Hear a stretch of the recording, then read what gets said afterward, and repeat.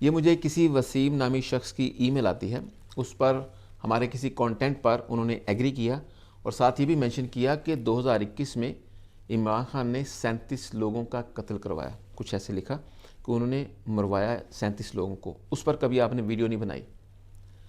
اس طرح کے مجھے ڈیفرنٹ پلیٹ فارمز پر کافی لوگوں نے کمنٹ کیے کہ آپ نے اس واردات پر کیوں کبھی آواز نہیں اٹھائی یا بولے نہیں کہ عمران خان نے کچھ لوگوں پر۔ مجھے جہاں تک یاد آتا ہے یہ لنک کر رہے ہیں کہ ٹی ایل پی کا کوئی ایونٹ چل رہا تھا جس کے دوران کچھ اس طرح کے معاملات ہوئے تھے، اس کو لنک کر رہے ہیں۔ اس وقت میں کوئی صفائی نہیں دے رہا، لیکن میں آپ کو اپنی آبزرویشن کی بیس پر یہ کہنا چاہتا ہوں کہ اگر اس میں ذرا سی بھی سچائی ہوتی تو اب تک عمران خان یا تو جیل میں ہوتا یا اس کو پھانسی لگا دیا جاتا۔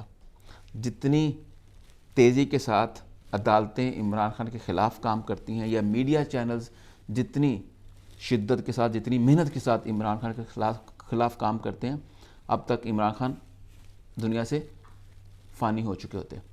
تو یاد رکھیے گا، ہر چیز کا ایک فیکٹ ہوتا ہے، ایک انفارمیشن ہوتی ہے۔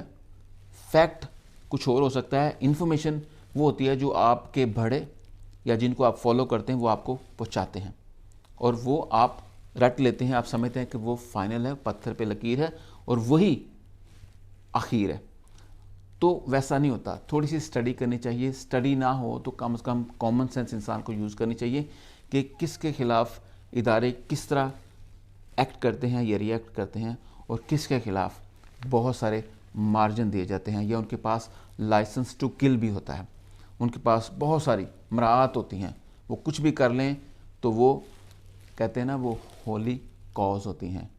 لیکن کچھ لوگ ذرا سی بھی چیز کر لیں، ایک ٹویٹ بھی کر دیں، ان کے اوپر ساری چیزیں ایکٹیو ہو جاتی ہیں، سارے ادارے ایکٹیو ہو جاتے ہیں۔ تو یہ چیزیں سمجھنا بڑا ضروری ہے۔ میں کوئی صفائی نہیں دے رہا، تو اگر کوئی ایسی چیز ہے تو عدالتوں کے پاس ایک رائٹ ہے جس کا نام ہے سو موٹو، وہ لے کے بڑا کچھ کر سکتی ہیں اور اس کے اوپر ایکشن بھی لے سکتی ہیں۔ تو چاہے عمران خان ہو، چاہے آپ ہوں، چاہے میں ہوں، چاہے کوئی بھی ہو، جس نے جو کیا ہے اس کو اس کا جواب دینا پڑے گا۔ یہ کوئی صفائی نہیں ہے، یہ ہے اصل حقیقت۔ کسی بھی مہذب معاشرے میں اسی طرح ہوتا ہے، اور لیکن سوشل میڈیا پہ آ کے کسی کو بلیم کرنا، کسی کو گڑی کا الزام لگانا، کسی کو کسی خط کا الزام لگانا، یہ چیزیں اچھی چیز نہیں ہوتی۔ یہ اس انسان کی نشانی ہوتی ہے جو لکیر کا فقیر ہوتا ہے، جو یہاں سے خالی ہوتا ہے، وہ کچھ بھی آ کے لکھ دیتا ہے یا اعتراض کر دیتا ہے۔ پہلے انفارمیشن پراپر اکٹھی کریں، اس کے بعد بات کرنی چاہیے۔